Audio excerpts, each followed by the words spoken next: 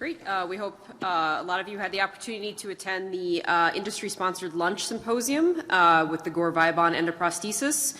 We'd like to thank Gore and Associates for their continued support of MVSS. We also want to thank all of our industry sponsors. Please visit as many of them as you can in the exhibit hall. Go say hi. And a couple of reminders to the presenters. Please verbally disclose any relationship with industry prior to the start of your presentation. And for the plenary session papers, you were required to submit a manuscript for the Journal of Vascular Surgery within 90 days of the meeting. All case report and rapid fire papers are not required but highly encouraged to submit. The plenary talks will be 7 minutes of presentation with 3 minutes of discussion. The case presentations and rapid fire sessions will each be 3 minutes of presentation with 2 minutes of discussion. And we just ask that everyone have their cell phones and pagers silenced. With that, we'll go into our first presentation. David Schanberg from the Midwest Aortic and Vascular Institute from Kansas City, presenting on the evaluation of the Artegraft conduit for lower extremity revascularization. Hi, my name is David Schanberg. I'm a second-year vascular fellow at Midwest Aortic and Vascular Institute, and I'll be presenting our paper on the evaluation of the Artegraft conduit for lower extremity revascularization, a retrospective analysis of outcomes when used in the situation of no available autologous saphenous vein for conduit and lower extremity bypasses. We have no financial disclosures. So in 1948, Dr. Conduit out of France documented his first experience using the saphenous vein for lower extremity revascularization. Over the next 20 to 30 years, this would become the ideal conduit for lower extremity bypasses due to its patency rate. However, during that same time frame, there was no second best option when saphenous vein was not available. In the 1950s, Dr. Rosenberg out of Rutgers University started using the modified bovine carotid graft, and in the 1960s, he transitioned to using that in humans. In the mid-1970s, there were several studies that came out that looked at the bovine arterial carotid graft in both lower extremity revascularization and hemodialysis access. At that time, one of the biggest disadvantages of the graft was cost. However, at the same time, it did have nearly as good patency rates as the saphenous vein.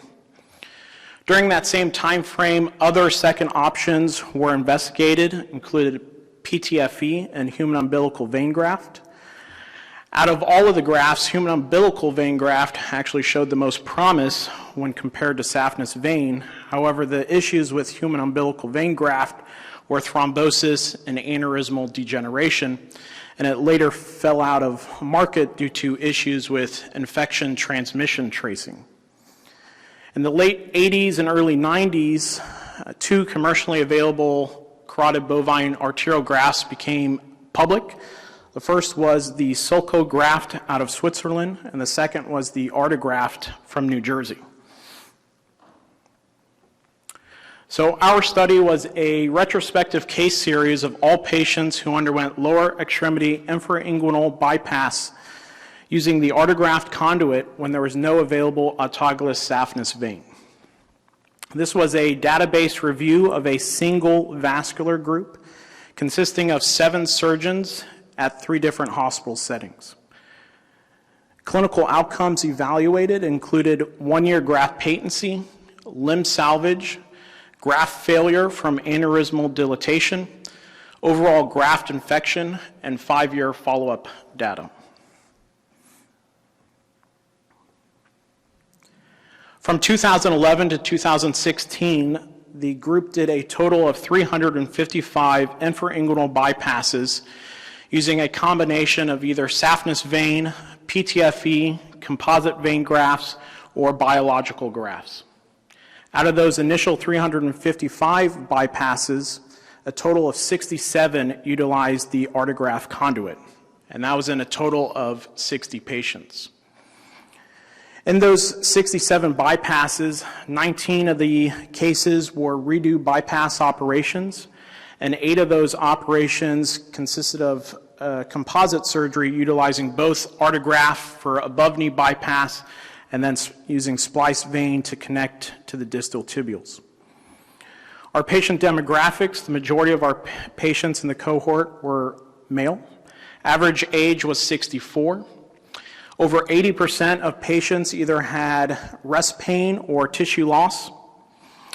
The majority of the patients had above-knee bypasses. And the majority of patients had several comorbidities, as described below.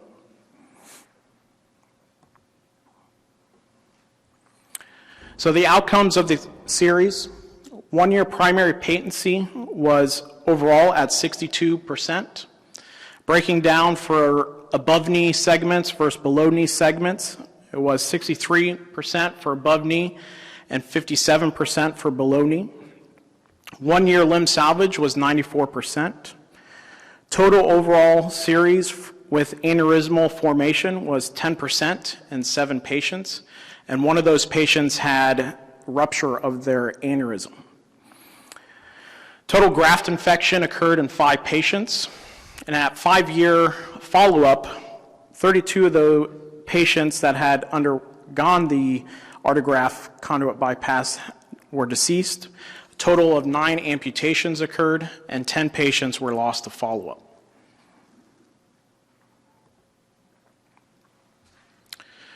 So in our data set, the 1 year primary patency for the Artegraft was 62%, which was similar to previously reported patency rates in the bovine carotid artery graft. In Rosenberg's original series in the 1970s, his patency for above-knee bypass at 1 year was 68%. In the late 80s, Schroeder and company talked about their experience with the Sulco graft, and their cumulative patency rates were at 86% at 1 year, down to 59% at 4 years.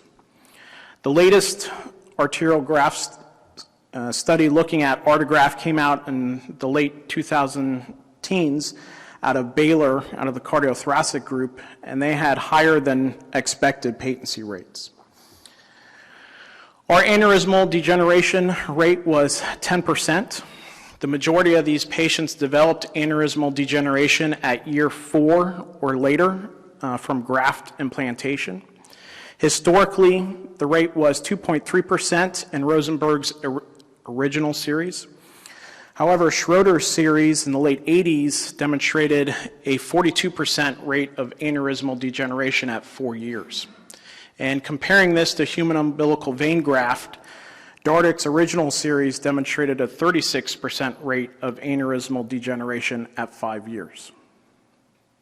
So overall, Artegraft is an acceptable biological conduit compared to other non-saphenous vein conduits. Although 7 patients had significant aneurysmal degeneration, they all had limb salvage. And I think this study highlights the importance of surveillance duplex in all of our bypass patients, especially patients that aren't getting saphenous vein conduits. Okay, we have a couple minutes for questions. If anybody has any questions. Oh, yes. We have microphones at the front. Yes. Hi, thank Vincent Rowe from Los Angeles, and thank you for your work. I guess, is this working? Okay. I'll just talk loud. I think your work is very important for a couple of reasons. One, we're coming out with the results of the BEST trial, and of course we're looking at endo versus greater saphenous vein, but I think what will even be more interesting is when we look at the other conduits, spliced vein, cryo, PTFE versus endo, and your study would go into that. So thank you for doing that, because there's so much variability in the outcomes as you've seen in the literature, so it's hard to understand what to use. I just had one question, really. It was, sometimes the Artegrafts aren't long enough. Did you have to use 2 pieces to splice it together to reach your desired outflow target? And otherwise, thank you. Very nice presentation. Thank you. Yes, we did. There was about 5 patients who did not have any saphenous vein at all to go to the distal tubules. So in those patients, 2 Artegraft segments were spliced together